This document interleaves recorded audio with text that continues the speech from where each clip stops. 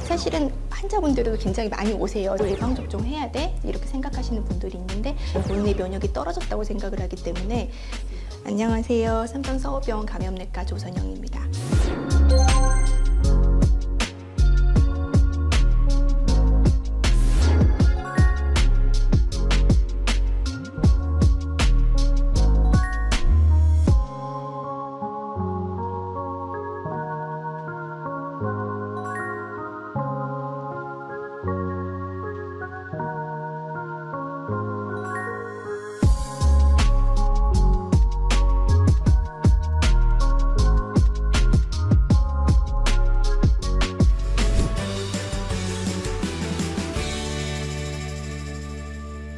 코로나19는 지금 하루에 평균 10,000명 정도 발생하고 있어서 이제 안정적으로 국내에선 잘 관리가 되고 있는데요. 최근에 이제 대중교통에서도 마스크가 해제됐기 때문에 이제 격리는 언제까지 해야 될 것이냐, 의료기관에서의 마스크 해제는 언제까지 될 것이냐를 좀 궁금해하시는데 아마도 이제 정부에서 전반적으로 코로나 전체 확진자 관리하는 것보다는 고위험군을 집중적으로 관리하는 쪽으로 갈 거기 때문에 아마도 이제 일반인 격리는 우리가 이제 인플루엔자 걸렸을 때 이제 격리를 공고하는 것처럼 아마 공고로 가겠지만 결국에는 의료기관에서 발생한 환자들은 이제 격리실 유지하는 것으로 갈 걸로 예상을 하고 있고요. 그런 의미에서 의료기관에서의 마스크 착용도 유지될 것으로 생각은 하고 있습니다. 아프리카 같은 오지에서 발생을 한다던가 일부 사람들한테만 발생을 하기 때문에 우리가 뭐 치료제라든지 예방에 별로 관심을 기울이지 않았던 그런 감염병이 이제 양상을 바꿔서 새롭게 등장할 가능성이 더 높고요. 대표적인 게 이제 엠폭스로 바뀌긴 했지만 원숭이 두창이라는 게 한참 또 떠들썩했는데 이제 그거 역시 원래 아주 예전부터 있었던 감염병인데 이제 인간의 행태가 바뀌고 또 여러 가지 여행이라든지 이제 이런 문화가 바뀌면서 새로운 양상으로 꼭 새로운 감염병처럼 등장을 한 거기 때문에 그동안 우리가 알고 있었지만 이제 많이 개발되지 못했던 거, 치료제나 예방법이 이제 그런 감염병들이 아마 우리한테 속속히 새로운 양상으로 많이 공격을 해올 것으로 예상을 하고 있습니다. 쉽게 생각했을 때 이제 감염병을 일으킬 수 있는 병원체는 뭐 세균, 바이러스, 우리가 곰팡이라고 하는 진균, 기생충까지 아주 다양한데 이제 이런 것이 사람에 들어와서 어떤 증상을 유발을 시키면 이제 그때부터는 감염성 질환이라고 이야기를 하는 건데요. 그 병원체의 특성, 고유의 특성과 또 사람의 어떤 면역 상태, 기저질환 혹은 연령에 따라서 병의 양상이 굉장히 다양하게 나타날 수가 있고 치료 반응도 다른데요. 일반적으로 건강 상태가 양호해서 이제 여러 가지 병원체에 노출이 돼도 감염이 잘 되지 않는 상태, 이제 그런 걸 이제 우리 면역력이 나는 있어, 면역이 강해, 면역이 떨어져 있지 않아 이렇게 표현하기도 하고 또 어떤 경우는 수두라든지 코로나와 같이 예방접종을 해서 내가 이제 인위적으로 면역을 획득한 경우도 있죠. 그런 경우에 나는 수두에 면역력이 있어, 난 수두에 노출돼도 걸리지 않아. 그래서 결국 그 환자의 상태에 따라서 면역력이 기본적으로 결정이 되고 또 이제 백신 같은 인위적인 어떤 방법을 통해서도 우리가 병원체로부터 또 공격을 대항할 수 있는 힘이 이제 길러지는 건데요. 여러 번의 감염을 겪었던 분들이 내 면역력을 향상시키고 싶으니까 그냥 면역 특수를 뭐 알려달라 혹은 면역력을 올릴 수 있는 방법을 알려달라고 하는 분들이 있는데 사실 면역이라고 하는 거는 굉장히 복잡한 기전을 통해서 되기 때문에 사실 뭐 한 가지 포인트를 측정할 수는 있지만 그것이 전체를 대변할 수가 없기 때문에 사실 그 환자의 면역력을 측정한다는 거는 사실 뭐 여러 군데에서 하고 있기는 하지만 정확한 방법은 아니라고 생각됩니다. 특별히 권고드리는 건 없고 오히려 알고 있는 위험 물질이라고 너무 잘 알려져 있는 음주나 흡연을 피해야 된다 이렇게 말씀드리고 사실 본인한테 조금 부족할 수 있다고 생각하는 영양제, 비타민 한두 개 정도 복용하시면 충분하다고 이제 생각이 들고요. 감염 때문에 치료하고 있는 도중에는 새로운 약을 복용해버리시면은 이제 부작용이 생겼을 때 어떤 약에 의한 부작용인지 알 수 없기 때문에 오히려 다 좋아지신 다음에 이제 상식적인 수준에서 사실 영양제라고 할 수 있는 것들은 복용하도록 이야기 드리고요. 옛날부터 감염이 생기면 기름진 거 먹으면 안 된다 이런 게 많아서 고기 먹으면 안 되냐 이런 말씀하시는데 그런 건 없고 다 드시라고 이야기하고 있습니다. 제가 생각했을 때 봉화직염, 그 다음에 요로감염, 그 다음에 폐렴이 있는데요. 이제 봉화직염은 이제 보면은 전반적으로 다리에 많이 생기기는 하는데 환자분들이 이제 피부나 피부 밑에 피하 조직에 세균이 침투하면서 생기는 감염병인데 초반에는 이제 열이나 오한이라든지 감기 기운처럼 오기 때문에 환자들이 감기에 걸렸다고 생각을 하시는데 뭐 며칠만 지나면 바로 이제 해당 부위가 빨개지고 붓고 아프기 때문에 본인들도 이제 어느 정도는 알고 오시는 경우가 있는데요. 보통 많은 분들이 이제 봉화직염이 생기면 무슨 나쁜 균이 들어갔냐 이렇게 이야기하시는데 보통은 자기 피부 안에 있는 균들이 들어가는 경우가 많고요. 이전에 약간의 상처가 있었다라든지 혹은 목이 물렸다든지 이제 어떤 그렇게 피부 장벽이 깨지는 경우에 보통 항생제 치료하면 잘 낫기는 한데 제가 아까 말씀드린 것처럼 당뇨가 있는 분들은 조금 치료가 잘 안 되는 경우가 있어서 골수 옆 뼈까지 침투한다던가 혹은 피부가 괴사된다든가 이제 그런 합병증이 오는 경우도 있기는 하지만 일반적인 분들은 그래도 항생제 치료 잘 되는 거고요. 또 한 가지 더 흔한 건 요로 감염이에요. 소변이 만들어지고 나오는 모든 경로에 생기는 걸 다 요로 감염이라고 하는데 이제 많은 분들이 아는 게 방광염. 이제 방광에 감염이 생기는 거, 이제 소변이 만들어지는 콩팥에서 감염이 되면 이제 신우신염이라고 하는데요.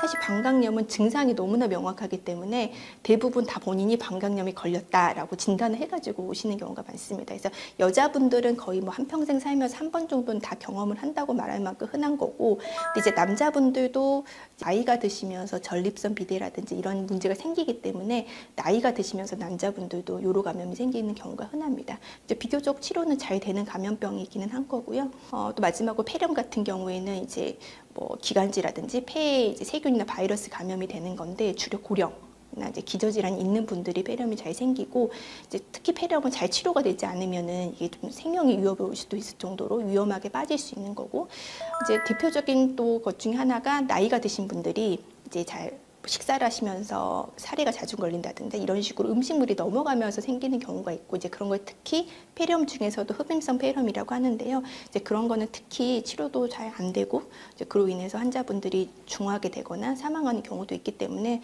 이제 그런 고령층인 분들은 이제 그렇게 잘 사례가 걸리거나 그런 경우에는 폐렴도 잘 신경을 쓰셔야 되고요. 대상포진도 사실은 그 일반인 분들이 굉장히 또 관심이 많은 감염병 중에 하나예요. 대상포진하고 수두는 기본적으로 같은 바이러스에 의해 생기는 건데 대상포진은 어렸을 때 수두에 걸렸던 것이 없어지는 게 아니고요. 수두 바이러스가 몸에 남아있다가 면역이 떨어지면서 활성화됐다라고 생각을 하시면 되고 사실은 이제 고령뿐만 아니라 나이가 젊으신 분들도 특히 병원 직원분들도 막 피곤하고 이러시면 생겨서 오시는 분들이 많아요. 근데 특히 이제 50대 이후부터 발생이 많이 증가를 하고요. 그 전에는 아프기만 하신 경우가 있어서 배가 아파서 그렇게 오시는 분들도 있는데 며칠 뒤면 바로 이제 발진이 발생을 하기 때문에 이제 대상포진인 건 쉽게 아실 수가 있고요. 대상포진은 원래 한 번 걸리면 1년 안에 2번 걸리고 그럴 수는 없는 감염병이거든요. 근데 이제 단순포진이라고 하는 비슷한 바이러스는 1년에도 여러 번 걸릴 수가 있어요. 그래서 어떤 분들이 나는 대상포진 너무 자주 걸린다라고 말씀하시는 분들이 있는데 그런 분들은 단순포진일 가능성이 이제 높아서 그거는 예방접종이 없거든요. 그래서 그거는 조금 알고 계시면 좋을 것 같고 대상포진 증상이 생기면 좀 빨리 병원 찾아가서 항바이러스제 복용하시고 아프시면 굉장히 적극적으로 진통을 초기에 조절을 하시는 게 나중에 신경통 합병증을 줄일 수가 있거든요. 그래서 그런 거 생각해 주시면 될 것 같습니다. 봄철이면 딱 개학이 되고 이제 학교가 시작이 되기 때문에 사실 이제 초등학생들이나 이제 그런 학령기 연령층을 통해서 수두라든지 혹은 수족구병, 그다음에 볼거리라고 하는 유행성 이하선염 이런 것들이 이제 잘 전파가 될 수가 있고요. 근데 사실 코로나19가 생기면서 이제 마스크 착용이 워낙 강화되다 보고 또 거리두기가 있다 보니까 이런 감염병들이 정말 많이 줄었었는데 사실 이제 올해부터는 조금 그런 것들이 의무화되는 게 완화됐기 때문에 아마 다시 이런 것들이 이제 발생이 증가할 수 있고요. 손 씻기라든지 호흡기 증상이 있으면 마스크 쓰는 그런 기본적인 건강 관리를 잘 해야 되는 거고요. 이제 여름철이라고 하면 물, 그다음에 음식을 통한 식중독, 수인성 매개, 수인성 감염병들이 제일 문제가 될 수가 있습니다. 또 한 가지 중요한 게 이제 여름이 되면 휴가를 많이 가시잖아요. 사실 이제 코로나19 때문에 해외여행이 굉장히 줄었다가 최근에 굉장히 많이 늘면서 정말 한 2, 3년 동안 못 봤던 댕기열, 장티푸스 이런 분들이 늘어나기 시작했거든요. 그래서 여름철에 해외여행 가실 때는 그 지역의 발생 상황을 저희가 이제 질병관리청이나 이런 걸 통해 쉽게 정보를 얻을 수 있기 때문에 확인하시고 필요하면 예방접종. 특히 동남아시아 같은 경우에 이제 길거리 음식 조심하셔야 되고 특히 물이라든지 이런 음식 조심하셔야 되고요. 또 모기, 특히 이제 댕기열 같은 거 조심하셔야 되기 때문에 모기 기피제 사용하시는 거, 가능한 긴팔 옷 입는 거 이런 거 추천해 드립니다. 가을 같은 경우에는 10월에서 11월 야외 활동을 많이 하시니까 이제 본격적으로 찐득이에 의한 감염병들이 이제 유행을 하는 거고요. 대표적인 게 우리나라는 쯔쯔가무시, 그리고 이제 중증열성 혈소판 감소증후군이라고 보통 살인 찐득이라고 많이 예전에 이야기하셨는데 이제 그런 것들이 문제가 될 수 있어서 야외 활동, 특히 산이나 들로 가실 때는 그 찐득이 기피제 쓰셔야 되고 들판에 앉으실 때 꼭 돗자리 사용하셔야 되고요. 제일 중요한 건 갔다 오신 다음에 찐득이가 묻어 있을 수 있기 때문에 반드시 샤워를 하시는 게 중요합니다. 이미 효용성이 아주 많이 입증돼 있고 부작용도 거의 없다고 알려져 있는 이제 예방접종 대표적인 것이 이제 고령층이나 그다음에 기저질환이 있으면 인플루엔자 접종과 그리고 폐렴 예방접종 아까 말씀드린 그다음에 코로나19 예방접종 필요하고요. 그다음에 대상포진 예방접종 50대나 특히 60세 이상이 되면은 대상포진 후에 오는 신경통으로 고생하시는 분들이 상당히 많거든요. 그래서 대상포진 백신도 굉장히 효과가 좋기 때문에 맞으시는 것을 권고드립니다. 또 많이 접종하셨던 폐렴 예방접종은 폐렴을 잘 일으키는 폐렴균, 폐렴구균이라고 하는 한 가지에 대한 예방접종이지 폐렴을 일으킬 수 있는 병원체는 너무나 많기 때문에 사실 폐렴이 걸릴 수가 있습니다. 그러니까 말씀드린 폐렴 예방접종 기본이고 코로나 그리고 인플루엔자 접종을 시기적절하게 하셔야 되고요. 평소에 건강관리 잘 하시는 게 제일 중요합니다. 기존에 우리가 사용 가능한 항생제 아무것도 안 듣는 모든 것에 내성인 균들이 이미 사실 나오고 있거든요. 이제 그런 것들이 사실 진정한 의미의 슈퍼박테리아인데 이제 너무 염려하지 않으셔도 되는 것들이 일반적으로 세균들은 그렇게 내성을 획득하면 획득할수록 독성은 떨어지거든요. 그래서 일반인 분들이 슈퍼박테리아에 노출이 된다고 해도 그로 인한 감염이 발생할 가능성은 별로 없어요. 그래서 주로 슈퍼박테리아가 문제가 되는 거는 병원에 오래 입원하시고 기저질환이 있는 분들, 그러니까 약간 아직까지는 원내 생기시는 어떤 병원 감염 관리 수준의 이제 문제인 거고요.